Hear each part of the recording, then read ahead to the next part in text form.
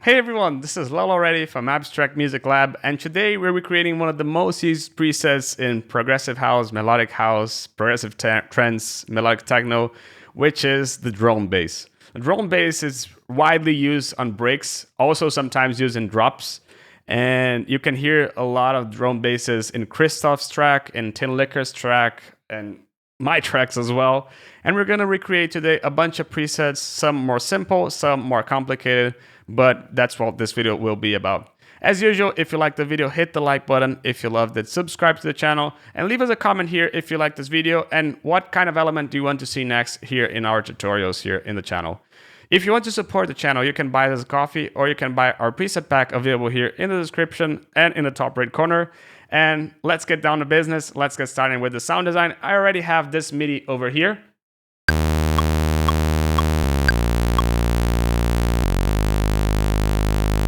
And let's get started with the drum basses. So we're gonna open up Serum over here. So now we're gonna start. The simplest drum bass that you can create is just pulling the unison up. You can see that this was already -0, -2. So normally I either go to this octave or this. It depends on how you want it to sound like. I wouldn't go as far as this one, because it granulates the sound too much, but this works. Now this note is a bit too low, so I'm gonna just keep it at this octave. Filter is crucial here. If you want to make it more subtle, if you want to make it more meaty, you're just gonna play around with the filter here and the resonance. And the drive is just gonna actually boost the sound and make the sound a little bit more saturated. But simply, if you want to make a simple drum bass, that's it. You know, that's the first sound that we're gonna make. Simple as that, nothing much, nothing more than this. Let's go to the second sound so we can enhance this a little bit more and make this a little bit more complicated. So what can we do afterwards as well? We can add distortion. You can see this adds a lot of the meatiness of the sound, so we're gonna need a new filter to control this again. You can add some reverb, even though I would recommend to cut the low end from the reverb. So if you have a reverb, it's just on the high end, but that's totally optional. The second thing is actually by intensifying and maybe putting an octave up and making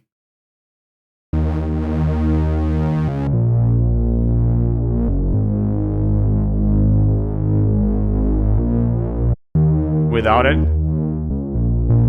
or maybe an octave down. You can see how much more aggressive this is, and I would probably do something like this to this one. Just leave it maybe a bit too much. But what you can do here is use the fifth as well. So the fifth technically is just pulling the semitones to +7.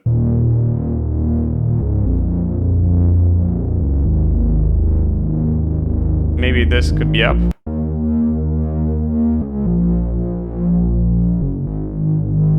You can see that it adds a new character to the sound, right? Without it, if you listen to the first one, the second thing that we can do, I'm going to duplicate the channel here, is add a little bit of an attack to the sound. And how can we do this? We can do this with the envelope over here. So in the envelope, we can just pull it down over here, the decay, the sustain all the way down, and use the decay to create kind of like a wow, wow, wow.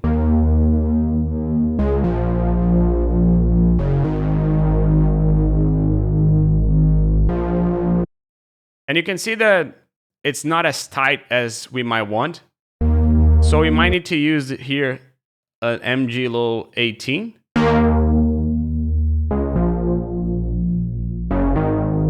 Maybe with a resonance.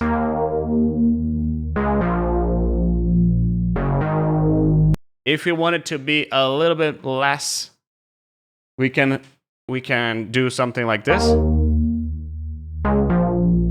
Or more.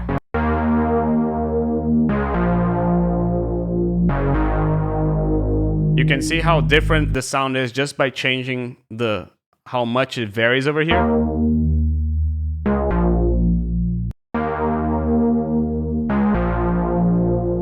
Even if we choose here MGLO 24,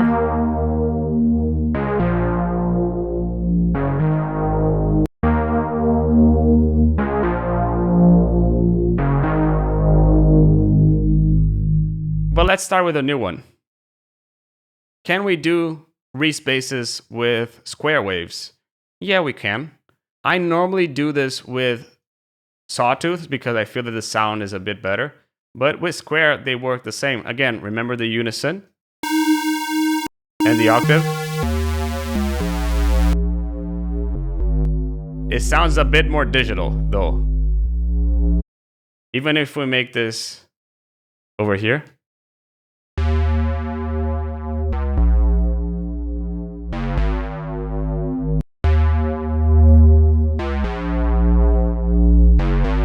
Let's add a little bit of distortion, but let's add a diode distortion.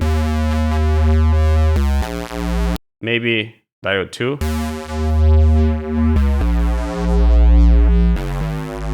You can see how much high end it adds, right? So we're gonna go and add a new filter over here.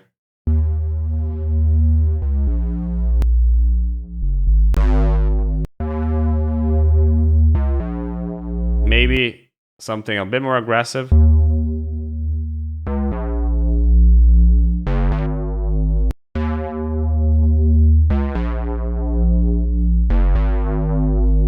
But you can see that all is based on especially the unison and detune, because if we increase the detune here,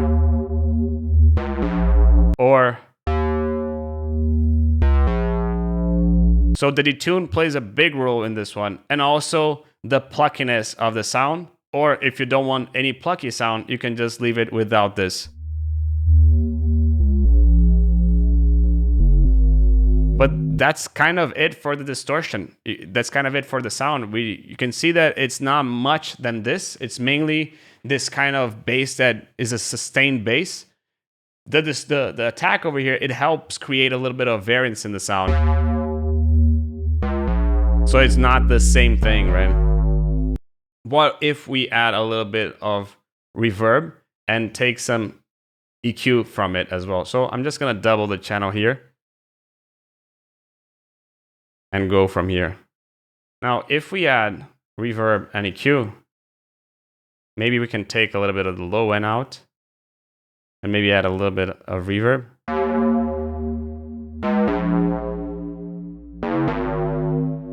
Then it starts to become more of a brass shot, you know? But a brass shot would actually be something more like this.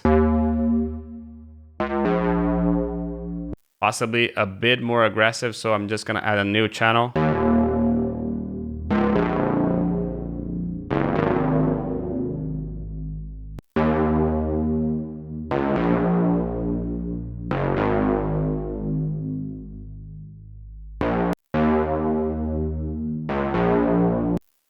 Maybe some chorus.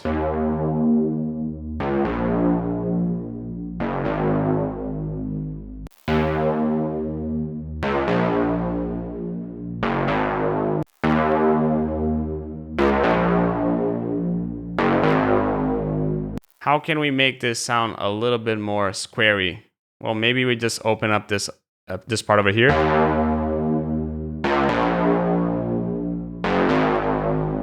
Or maybe we add a little bit of a phaser to the sound. Maybe we can add the phaser with the envelope over here.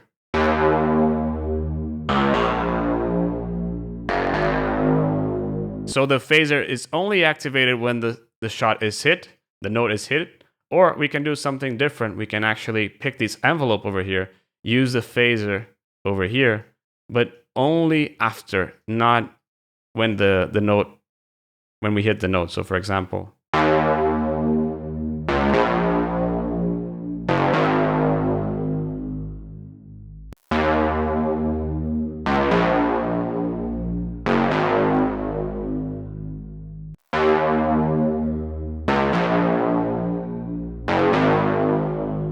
you can see how changing the dynamics here with the EQ completely changes the sound. For example, if we put this back to how it was.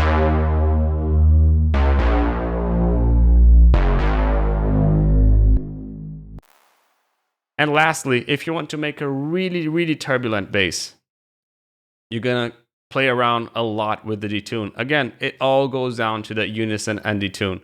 So this one, we're not gonna make this by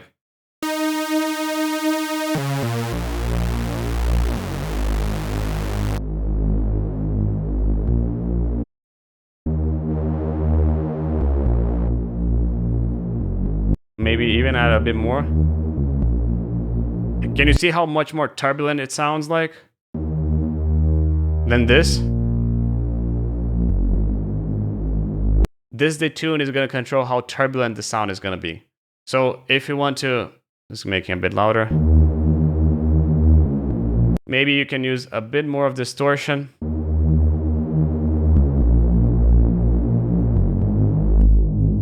And later, another cutoff. But can you see how this sound is a lot more turbulent than this one? And all of this has to do with the detune over here. Where can you use this kind of basses? Well, especially for breaks. I love using this kind of basses for breaks because they create this kind of weird, ethereal kind of sound, which is really good for a bass, for a break, especially when you're trying to make the bass a little bit wider.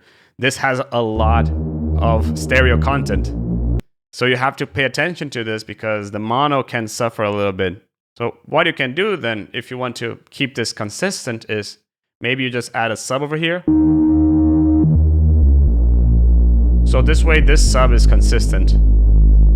A little bit more consistent. It's gonna be always a little bit wobbly, or you can just do this. With this one, you add the sub over here.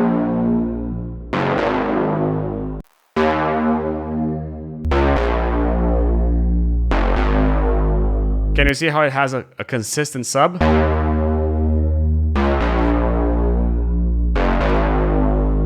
And it also has this wow, wow, wow, wow, wow. It's just a way that you can create these sounds. These sounds are used all the time in progressive house. Sometimes they are used just as shots as this one.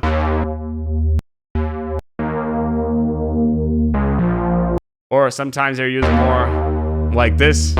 Sometimes they have a lot more distortion over here. Maybe.